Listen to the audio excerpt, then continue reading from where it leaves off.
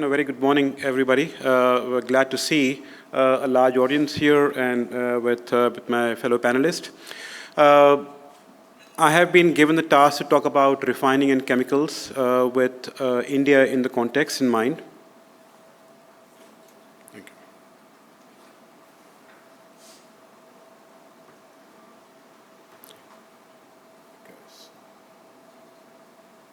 Sure. So in the next 15 minutes or so, I'll talk about global refining and how it is getting impacted by the pressures from a number of sides. So refining industry is at the cusp of change. It is standing at the crossroads by all the pressures mentioned in the opening address.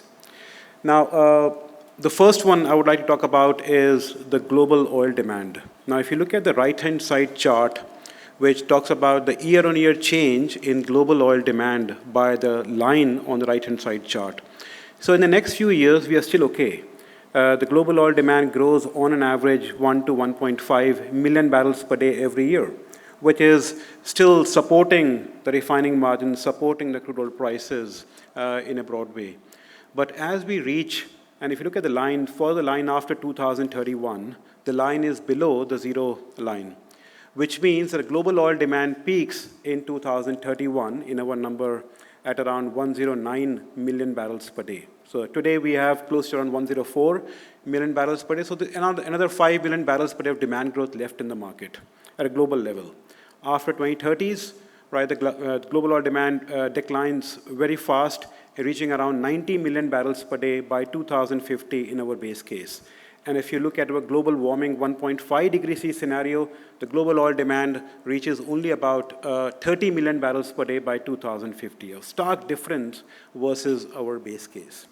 So the first is obviously the pressure from the global oil demand. The second, which is more important for refiners, is the changes in the demand patterns. Now, if you look at the left-hand side chart, the major impact is seen on gasoline and diesel. So the first two lines on the left-hand side chart shows that the global gasoline and diesel demand peaks towards end of this decade, which is not very far off from where we are today. And that has a huge implication for refiners because refiners today produce almost 50% gasoline plus diesel on an average. India has a very high yield of diesel and gasoline from their refineries. And that will have an impact on the overall gasoline and diesel margins, impacting the refining margins as we'll see later on.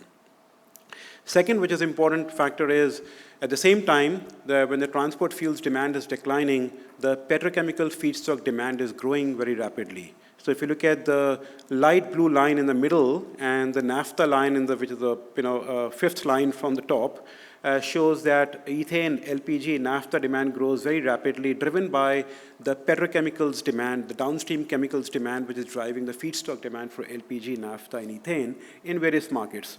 Now, which means that the refiners will have to shift their configurations. In many parts of the world where they're facing gasoline surplus, they are thinking about shifting their configurations from gasoline and diesel towards LPG and naphtha. Now, which is a huge undertaking for the refiners to shift the configuration. They would need a lot of configuration changes and a lot of investments to achieve that. And given that we're also facing overcapacity in the next few years, the margins will be under pressure, and justifying those investments becomes extremely tough for refiners given that, that environment. Now, with that in view, we'll look at what's happening on the refining capacity. Well, obviously, global oil demand is declining. So in the next few years, as I mentioned, the demand is still robust, growing at around 1.5 million barrels per day on an average, so which supports the refining capacity addition. So globally, we are seeing in the next 4 to 5 years, we are adding net capacity addition of around 2.7 million barrels per day globally, which is primarily coming from Africa with the Dangote refinery, Middle East, a few refineries coming up, and India. Now, as you can see here, China on the first bar on the left-hand side is negative. So we are forecasting China's capacity has already peaked, and we will not see any further addition to the refining capacity addition in China in a meaningful way. But as we head after 2030, you can see most of the bars are negative in the left-hand side chart. So we're seeing extreme capacity closures in Europe and US, which will face the brunt of the global oil demand peak after 2030. So Europe closes roughly around 5 million barrels per day of capacity after 2030, followed by US. Now, Asia is not spared. In many mature markets in Asia, we are seeing capacity closures rising, particularly China. China has a huge surplus of products, right? We expect them to close to around 3 million barrels per day of capacity in the next 10 to 15 years. Followed by Japan. Again, Japan, we expect around 1 to 1.2 million barrels per day of closure in Japanese sector. I mean, India, we don't expect refinery closure. In fact, India is, on the other hand, because the demand centers are shifting towards India and Southeast Asia, we are expecting India to actually grow capacity. So if you look at the right-hand side chart, in the next few years, India adds around 800,000 barrels per day of capacity, which is around 30% of the global capacity addition. After that, we don't have any firm capacity addition plan in India, right, which is cause of worry for us. And only after 2030, we are seeing roughly, we think the India will add roughly around 1.5 million barrels per day of capacity between 2030 and 2050. So that takes India's capacity from roughly around 258 million tons today to around 350 million tons. 260 million tons today to around 377 million tons by 2050. Now, which is, very much lower than what the government or, some of the reports have come out in saying that, we need 480 million tons of capacity in India.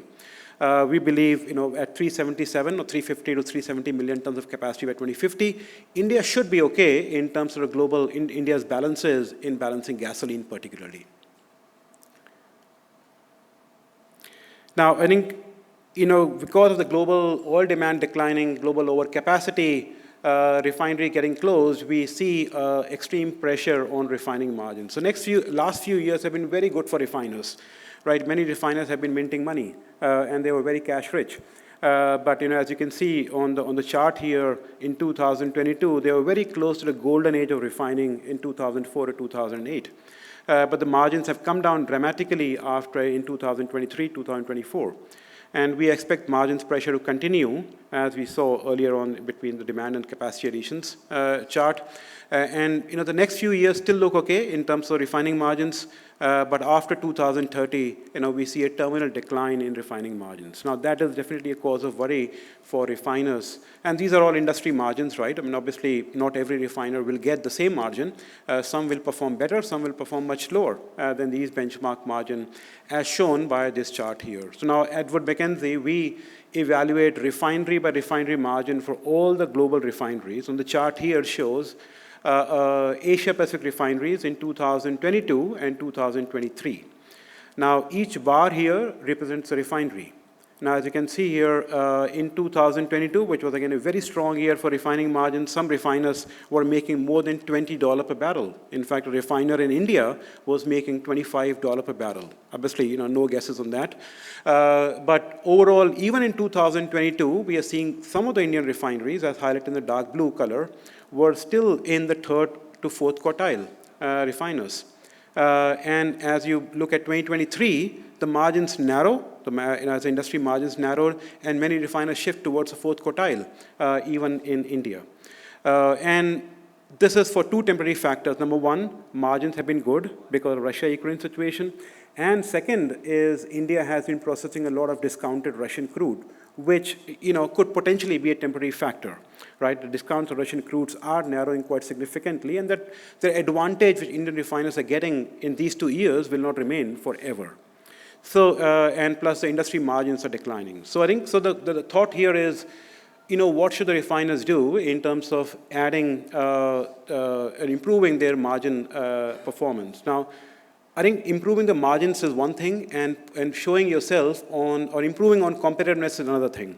So you might add investment which improves your margin by $2 per barrel, but you may still be in the third quartile refinery, right? So I think when you invest or when you evaluate projects, a very important factor is not just to look at the dollar per barrel increment in the margins, but also to look at how many positions you're jumping on the net cash margin curve. So whether are you still in the third quartile, or are you achieving the first quartile performance? Because when the margins are tough, the third quartile and the fourth quartile refiners will be the ones who face the immense pressure to rationalize, cut crude runs, or even close. Right. So now I think we talked about petchem integration. Obviously, petchem integration is nothing new for refiners. They have been doing for ages. But the degree of petrochemical integration is changing by the day. Now, India has an ambition to increase their petrochemical yields. Now, at the moment, India is not great in terms of petrochemical integration. So there are only 3 refineries in India which have petrochemical yields of more than 10%. Jamnagar, Paradeep and Panipat, and Bhatinda added a cracker last year. So these charts I'm showing, again, 2022 and 2023 margins, and the dots actually show the net cash margin uplift on crude by adding chemicals. So the position of the dot on the y-axis reads the dollar per barrel uplift on crude by the chemicals produced at the site. So if you look at 2022, which was, again, a weak year for petrochemical integration, the more chemicals you were producing, the more money you were losing. So if you look at Jamnagar Reliance, at around 27, 28% chemical yield, they were actually losing around $2 per barrel on the production of chemicals. Of course, they were making money on the fuel, so the absolute margins were high, but they were losing money from producing chemicals. So many refiners who were integrated were shifting yields toward fuels from petrochemicals.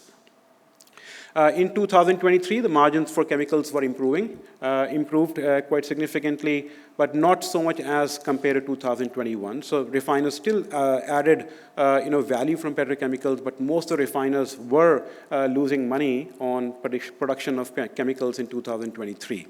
Now that comes to the question, why should refiners add chemicals, right, if you are losing money? So that links back to what happens with the overall chemical spreads in the future. Now, today's, in the past few years and the next few years, will be quite poor for refining and petrochemical integration because of the surplus capacity added in China. So China has produced a surplus in almost all of the major chemicals. So they are flooding the market with chemicals. And we are seeing, if you look at the right-hand side chart, which shows the chemical spreads over fuels and over versus naphtha for major chemicals, in the next few years, out to 2030, the spreads remain very narrow. And only after 2030, we expect the petrochemical spreads to improve. So the ethylene, look at the first line, the ethylene minus naphtha, that improves significantly only after 2030, after the current surplus capacity in China is consumed.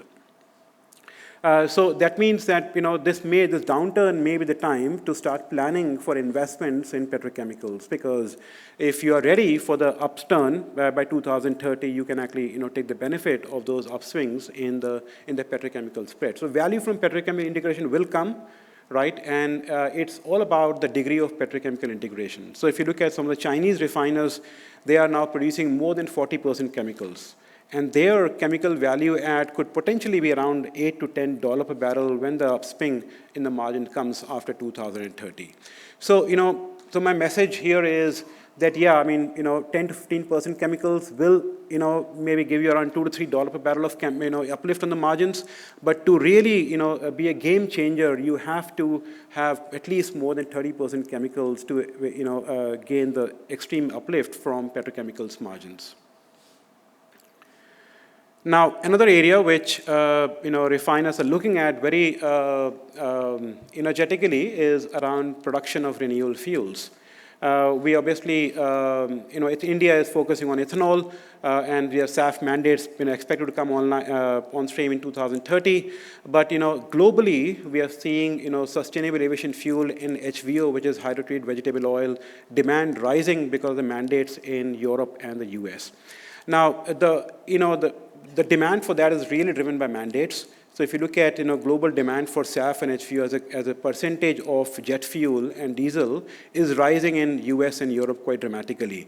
But globally, they are still very low. Right? I mean, only about 3% of the overall jet fuel and diesel market share. So there is a huge headroom of growth from renewable fuels. Now, why renewable fuels? Because renewable fuels margins in the forecast is much higher than refining margins. So if you produce 2 to 3% of renewable fuels in your refinery, you can potentially get around $2 to $3 per barrel uplift on net cash margin.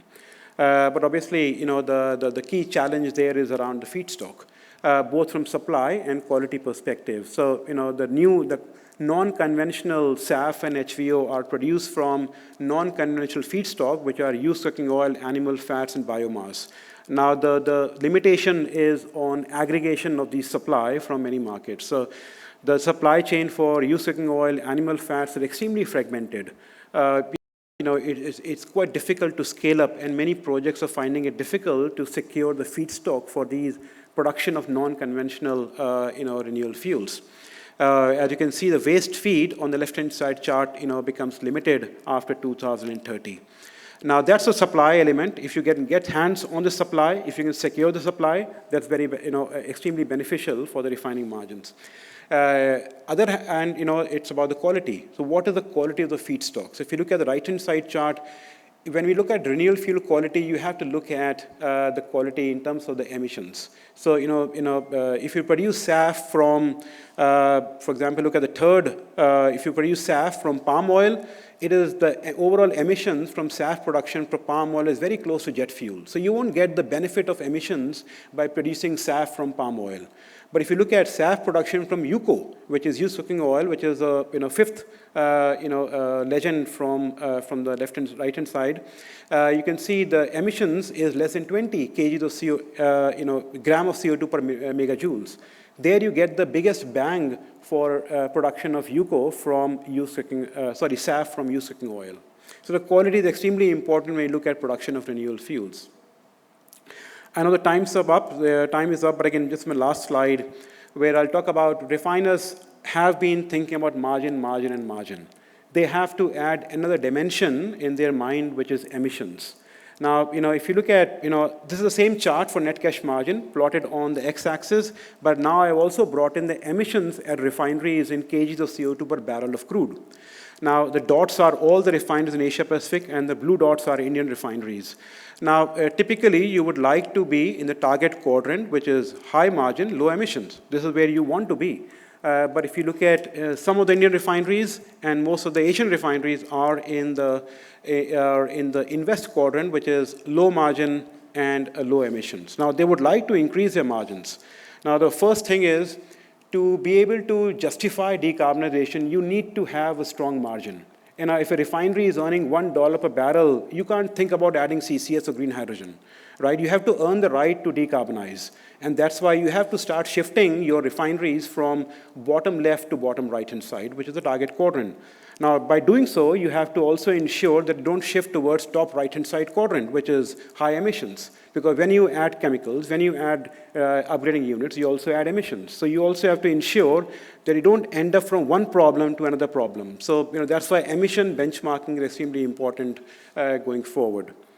Right. I'm sure. I think that this will be discussed all throughout the day. These are a number of decarbonization options available for refiners to look at.